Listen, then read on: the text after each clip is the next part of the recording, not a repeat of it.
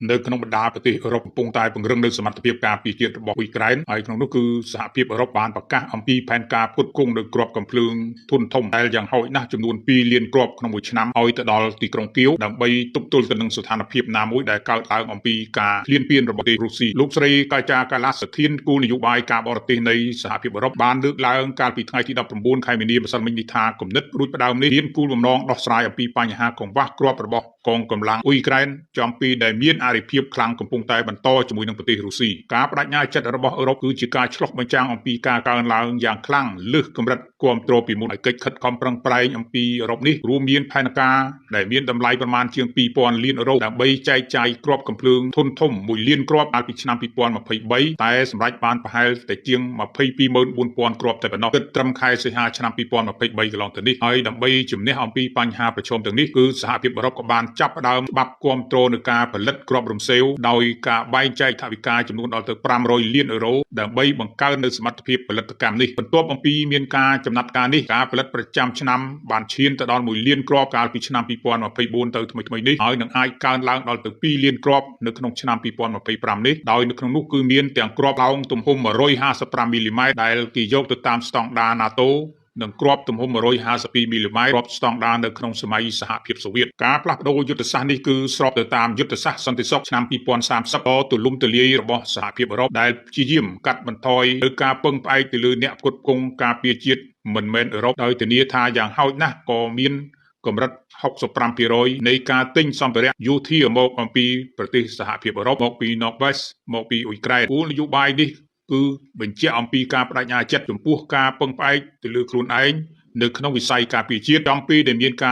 រវិវត្តដ៏សម្បើមនៃសន្តិសុខពិភពលោកបាទនេះគឺជាផែនការរបស់អឺរ៉ុបគឺមិនបទូដៃទេក្រោយអំពីសហរដ្ឋអាមេរិកមានការដកខ្លួនចេញអំពីការដែលជិតស្និទ្ធជាមួយនឹងអឺរ៉ុបហើយក្នុងបញ្ហានេះគឺធ្វើឲ្យសហភាពអឺរ៉ុបមានការភ្ញាក់ខ្លួនយ៉ាងខ្លាំងនៅក្នុងពេលដែលសហរដ្ឋអាមេរិកនេះគឺចង់ដកចង់ដាក់ដូច្នេះហើយវាមិនច្បាស់លាស់មិនប្រកបវិជានៅក្នុងវិស័យការពារជាតិនៅក្នុងតំបន់ជាពិសេសគឺនៅអឺរ៉ុបនេះតែម្ដងកន្លងមកនេះគឺខាងអឺរ៉ុបនេះមានការពឹងផ្អែកខ្លាំងមែនទែនដោយដូចជាដៃស្ដាំដៃឆ្វេងជាមួយនឹងសហរដ្ឋអាមេរិកក៏ប៉ុន្តែសម្រាប់សហរដ្ឋអាមេរិកគឺពេលខ្លះក៏ដកភ្លាមពេលខ្លះក៏គិតថាជំនួយមកអ៊ុយក្រែនវិញភ្លាមវាគឺជាអាស្រ័យទៅលើអ្នកដែលគេមាននៅកម្លាំងខ្លាំងក្លាលើផ្នែកយោធាហើយខាងអឺរ៉ុបនេះដូចជាប្រិមិត្តបានដឹងហើយថាវាហាក់ដូចជាគ្រាន់តែជាការផ្គូឬក៏ការដែលសម្រាប់តែអមជាមួយនឹងសហរដ្ឋអាមេរិកនៅលើវិស័យយោធានៅលើពិភពលោកហើយក៏គិតថ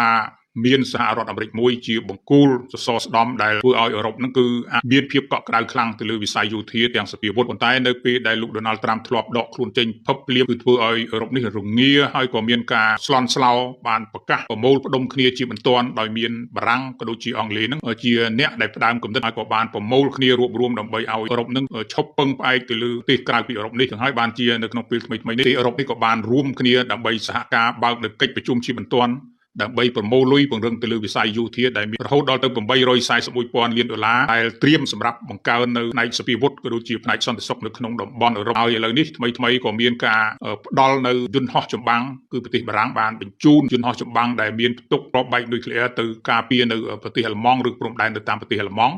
ហើយក៏មានការអះអាងផងដែរថាបារាំងនឹងអាចការពារអឺរ៉ុបបានដោយប្រើប្រាស់ន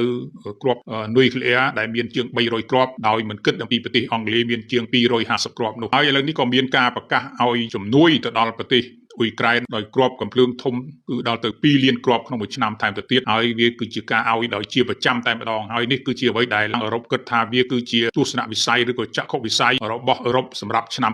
2030មានន័យថាមិនបន្ថយដៃនោះទេហើយបញ្ហានេះក៏មានការចោទសួរថាតើបើសិនជាអឺរ៉ុបមិនសូវល្វីល្វល់រឿងលក្ខខណ្ឌរឿងការចរចារវាងរុស្ស៊ីអ៊ុយក្រែនដែលរុស្ស៊ីបច្ចុប្បន្ននេះកំពុងតែដាក់លក្ខខណ្ឌចំពោះលោក Donald Trump តបវិញថាចង់ឲ្យរុស្ស៊ីឈប់បាញ់ទាំងស្រុងលុះណាតែអ៊ុយក្រែនឈប់ទទួលជំនួយឬក៏បណ្ដាប្រទេសផ្សេងៗហ្នឹងឈប់ផ្ដល់ជំនួយយោធាទៅឲ្យប្រទេសអ៊ុយក្រែនហើយនៅក្នុងនោះគឺមានការប្រកាសមុននៃការចរចាឬក៏មុនលក្ខខណ្ឌរបស់លោកពូទីនទៅទៀតថាសហរដ្ឋអាមេរិកគឺមានការផ្ដល់ជំនួយយោធាដល់ប្រទេសអ៊ុយក្រែននៅក្នុងគណៈពេលដែលអ៊ុយក្រែនបានប្រកាសខ្លួនថានឹងមានការឈប់បាញ់ដោយការសន្យាជាមួយលោកត្រាំហើយលោកត្រាំក៏ជូនរង្វាន់កាដូនេះមួយថានឹងផ្ដល់ឲ្យទៅប្រទេសអ៊ុយក្រែនប៉ុន្តែរហូតដល់ពេលនេះអ្វីដែលជាកិច្ចព្រមព្រៀងនោះគឺអាចនៅតែបន្តប៉ុន្តែមិនទាន់ឃើញការទម្លាក់នៅសពាវុធថ្មីបន្ថែមទៀតនៅឡើយនោះទេគឺឃើញមានតែខាងអឺរ៉ុបមានការទម្លាក់ដល់ទៅឆ្នាំ2លានគ្រាប់នេះគឺជាអ្វីដែលការប្រកាសមួយរបស់អឺរ៉ុបដោយអត់គិតថា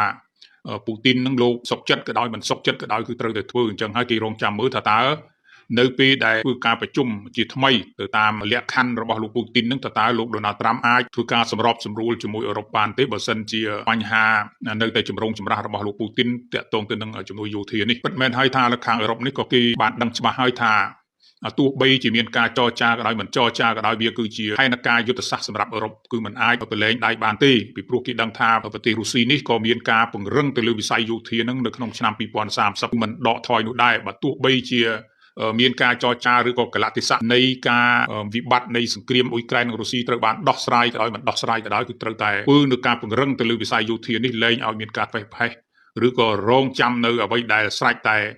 លោកពូទីនកំងដោយលោកZelenskyថាប្រទេសអ៊ុយក្រែនមិនមែនជាមនុយស្លាប់សម្រាប់ឲ្យលោកពូទីននឹងកំងថាត្រូវយកអានេះត្រូវយកអានោះត្រូវផ្ដល់ជំនួយកុំធ្វើនេះកុំធ្វើនោះមិនមែនជាម្ចាស់មនុយទេអញ្ចឹងហើយបានអឺរ៉ុបនឹងគឺមិនសូវជាខ្វល់ហើយក៏លែងទុកចិត្តកុំថាឡើយគឺលោកពូទីនឬក៏រុស្ស៊ីសូម្បីតែសហរដ្ឋអាមេរិកនឹងក៏អឺរ៉ុបលែងទុកចិត្តលែងជឿជាក់ហើយក៏បានប្រកាសថារាល់សភាវុធទាំងឡាយគឺអឺរ៉ុបយ៉ាងហោចណាស់ក៏ត្រូវមានកម្រិតពី65%ដែរដែលត្រូវតែប្រើប្រាស់នៅការពឹងពាក់ដោយខ្លួនឯងនៅក្នុងការផលិតនៅអាវុធខ្លួនឯងហើយក៏ប្រកាសខ្លួនផងដែរថាបណ្ដាប្រទេសអឺរ៉ុបទាំងអស់គឺត្រូវតែជួយទិញនៅ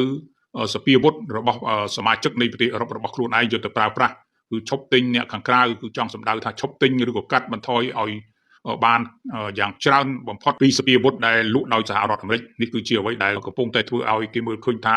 ការចរចានេះបើសិនជាសហរដ្ឋអាមេរិកយល់ព្រមថាសុខចិត្តធ្វើតាមពូទីនដោយសហរដ្ឋអាមេរិកខ្លួនឯងផ្ទាល់ហ្នឹងគឺមិនផ្ដល់ជំនួយជាថ្មីហើយបើអឺរ៉ុបនៅតែផ្ដល់ជំនួយតើលោកពូទីនហ្នឹងគាត់សុខចិត្តនៅក្នុងបទចុះបាញ់ឬក៏យ៉ាងណានោះវាគឺជារឿងមួយដែលជាការទាមទារវាចេះតែទាមទារហើយគឺខាងលោកពូទីនហើយបើសិនជាធ្វើទៅតាមលោកពូទីនទីរហូតនឹងគឺពិតជាមិនអាចបំរើទៅតាមលក្ខខណ្ឌរបស់លោកពូទីនបានទេ